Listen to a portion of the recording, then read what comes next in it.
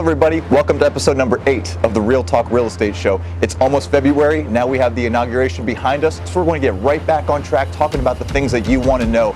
In today's episode, we're discussing all things Washington, D.C., about our city. We get tons of questions from our buyer clients of what parts of the city they should live in and why. So in today's show, we're going to break down all things Washington, D.C.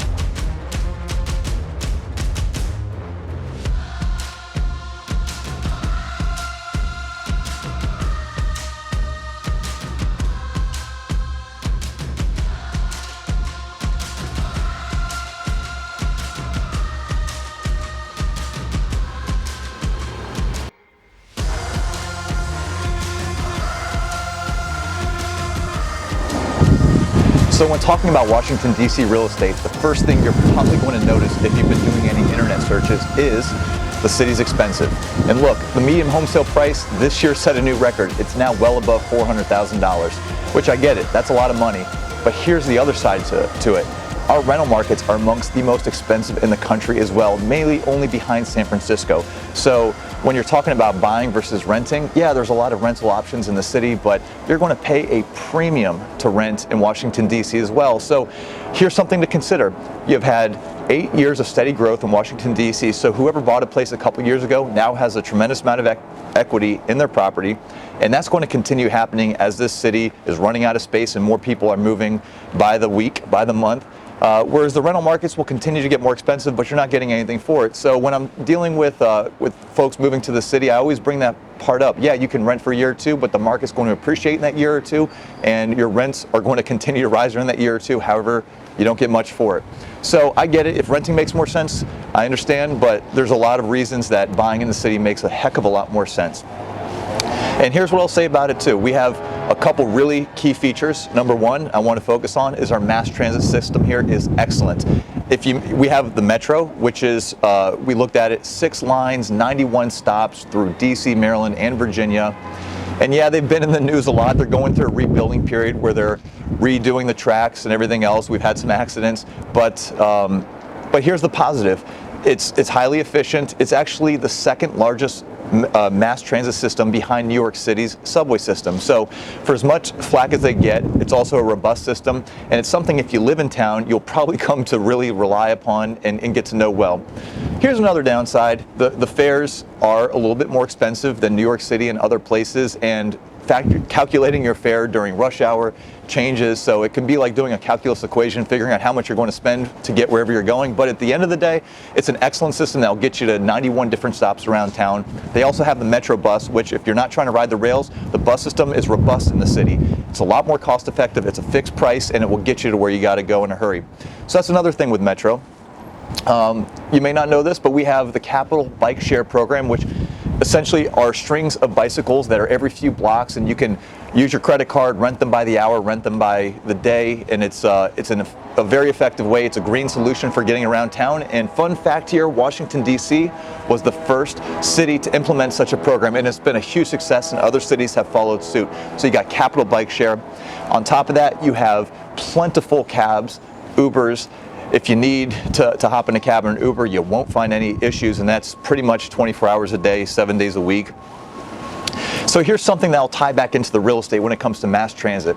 We have some of the worst traffic in the country. It's just a matter of fact. We're out of space. Tons of people are moving into the area. Our beltways are overcrowded, and our roads need to be improved. But at the end of the day, that's true for most urban cities at this point. So when I'm talking to buyer clients, I suggest something to everyone, which is find where you want to live and try to build that around things you like to do. Because if you need to go across town to go to your favorite gym, you're not going to want to do that for 6 or 7 hours of the day when it's rush hour, because it's going to take you a long time. So with traffic, you can ditch that car and walk to your local coffee shop, walk to your gym. I mean, that's something that's really neat about this city. You have these pockets around town that will hopefully give you what you're looking for from a work and life experience. But here's another thing we'll get into that ties in directly. We have an excellent restaurant scene, nightlife scene, and if you're unfamiliar with our city, I'll tell you, it's it's amazing how many restaurants and the variety of which we have. The culture here is incredible. You have every culture from around the world represented in the food and the people. So it's almost said that we're in a restaurant bubble because there's just so many. But if you're a foodie, that's great news because you're never going to run out of great choices. And so when you're looking at where these exist, you have a few neighborhoods we'll key in on. The U Street area, which is 10 minutes from downtown, 10 minutes from uptown. It's Logan Circle, it's Shaw, DC. You're going to find tons of restaurants, bars, the nightlife is there. So if you're thinking about that's important to you and you want to live near all that stuff, look at U Street, look at Adams Morgan, two neighborhoods that are just super convenient. You got the metro there and everything else, but you're also going to pay a premium for those. So if that's not important, there's a whole host of other things to consider. You can still enjoy U Street and Adams Morgan and live somewhere else. So you have a neighborhood like Georgetown in Washington, D.C. What makes that desirable is you have the waterfront right there. It's gorgeous. Views of the Key Bridge heading into Virginia. You have the university, which I'm sure you've heard of, Georgetown University. But you also have some excellent restaurants. It used to be more of a bar scene. That's different now. It's kind of mellowed out. But at the end of the day, it's a quaint residential area where there's lots to do and lots of scenery. And if you're looking for emerging opportunities, that's the great part about our city. We have 4 quadrants. We have Northwest DC, which is traditionally what's been most expensive and where most people want to live, and for good reason. Listen, you have metro that runs right through every neighborhood through Northwest DC. You have these great school systems, lots of restaurants, but our city's really opened up in the last 10 years. The other quadrants, specifically Northeast and Southwest DC, have come a long, long way. So looking at Northeast DC, you have the whole H Street corridor, which at this point now has tons of restaurants, beer gardens, some music venues. They put in a streetcar, and the real estate there is still affordable, and it's going up. Lots of development is happening, but if you're looking for a more affordable option that still has all of those traits and qualities that you want out of your nightlife, definitely look at Capitol Hill, H Street, Northeast. Those areas are really on the up and up, but development is changing that rapidly, and that's the nature of this town right now. Things are happening in a hurry, but there's definitely some good opportunities. So getting into the quality of life subject, and this is kind of where we're going to leave it. This town is so well known for having great parks, green spaces, everything. We have Rock Creek Park, which stretches the entire length of the city practically. You have the Potomac River, tons of clubs and activities that run outside and do different things. No shortage of gyms. Lots of different things to get involved with, and that's what makes Washington, D.C. so unique. It's transient. People from all around the world, all interests are represented. We have a great music scene, you name it. So when you're looking at where you want to live, again, from a real estate perspective, look at the things that interest you and start doing your research and see where these clubs exist. If you like running outside, if you want to be outdoors, look at neighborhoods near Rock Creek Parkway. Personally, I used to live right backed up to Rock Creek Park, and I used to walk my dog back there, and it was just a wonderful experience. So, and I'm right in the middle of the city and able to do that. So these are things to consider when looking around at different neighborhoods. And ultimately, at whatever budget you are in, whatever price point you're looking for, there are opportunities. So that is something that I tell all my clients to consider. Check out your interests and see where you want to be.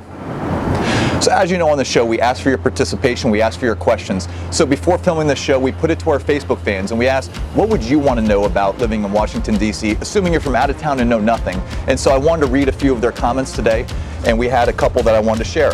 Krista said, find a club or activity that suits your interests. There are also so many opportunities for volunteering with several worthy causes. It's a fabulous way to meet people that you have a lot in common with. She also said the theater scene here is fantastic, and I concur. There are some excellent theater options in town, right on 14th Street here as well. So that's something worth noting. Lots of volunteer opportunities, lots of cool things to do around town. Monica chimed in. She said, I always look for a good gym and great coffee shop. She said that she likes to live as close as possible to both. So again, it goes back to she found areas that she wanted to live in that were close to the things that she enjoyed doing.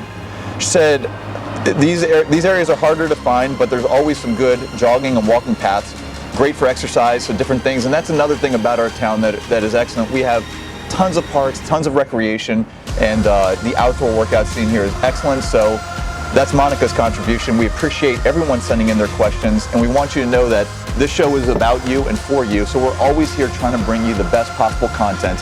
This episode will be featured on our Facebook page. It'll be featured on our website, www.thefoxgroupdc.com.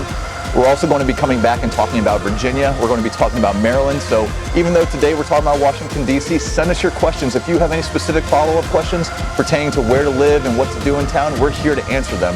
So thanks for checking this one out, and we'll be back soon.